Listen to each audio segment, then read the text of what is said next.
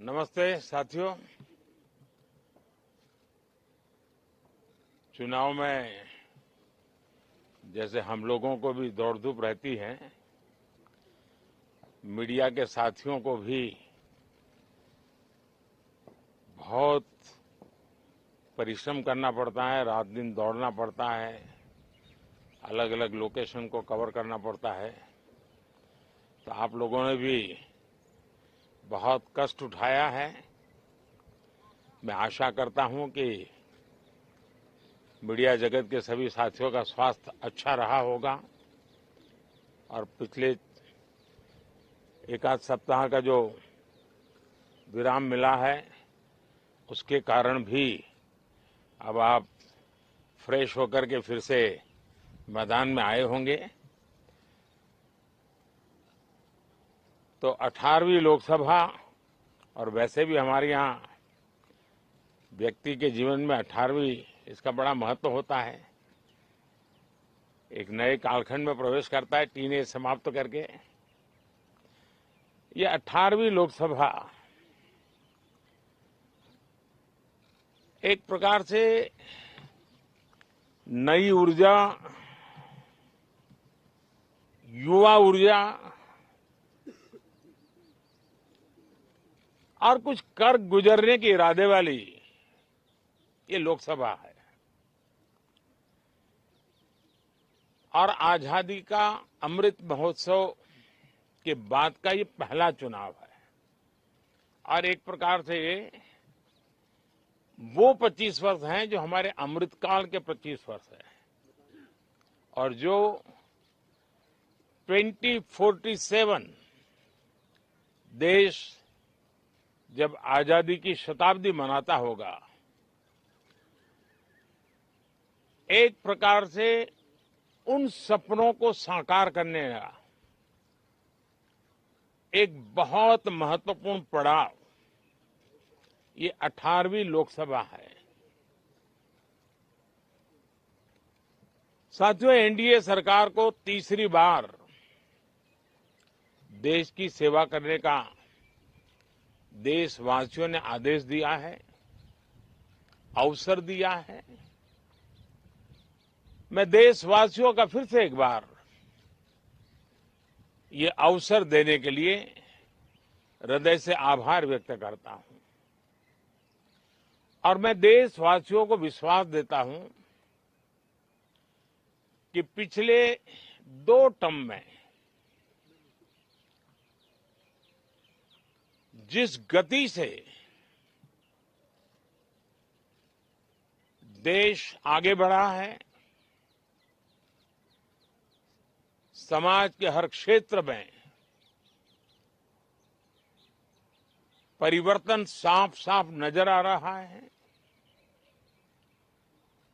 25 करोड़ लोगों का गरीबी से बाहर आना, ये अपने आप में हर भारतीय के लिए बड़ा गर्व का विषय है। और मैं देशवासियों को विश्वास दिलाता हूं कि 18वीं लोकसभा में भी, हमारे 5 साल के कार्यकाल में भी, हम उसी गति के साथ, उतने ही समर्पण भाव से देश की आशा आकांक्षाओं को पूर्ण करने में कोई कमी नहीं रखेंगे। आज सुबह एनडीए की मीटिंग हुई थी। एनडीए के सभी साथियों ने मुझे फिर से एक बार इस दायित्व के लिए पसंद किया है और सभी एनडीए के साथियों ने राष्ट्रपति जी को इसकी जानकारी दी और राष्ट्रपति जी ने मुझे अभी बुलाया था और मुझे प्रधानमंत्री डेजिग्नेटेड के रूप में काम कर एक नियुक्ति दी है और मुझे शपथ समारोह के लिए और मंत्रिपरिषद के सदस्यों के सूची के लिए उन्होंने सूचित किया है। मोटे तौर पर मैंने राष्ट्रपति जी को कहा है कि हमें 9 तारीख शाम को सुविधा रहेगी। अब बाकी डिटेल तो राष्ट्रपति भवन वर्कआउट करेगा और हम तब तक मंत्रिपरिषद की सूची राष्ट्रपति जी को सुपुर्द करेंगे। उसके बाद शपथ समारोह होगा।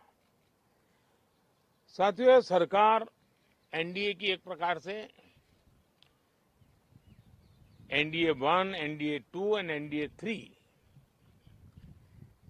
ये एक निरंतरता है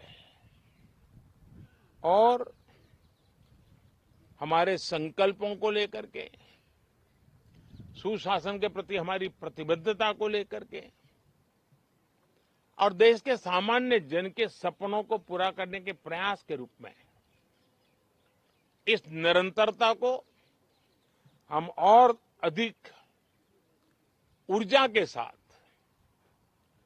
और अधिक व्यापक विजन के साथ आगे बढ़ाएंगे और समय सीमा में लक्ष्यों को प्राप्त करने का हमारा प्रयास रहेगा। 2014 में मैं बहुत नया था। मुझे अब एक लंबे समय तक इस कार्य का अनुभव मिला है, हमारी टीम को अनुभव मिला है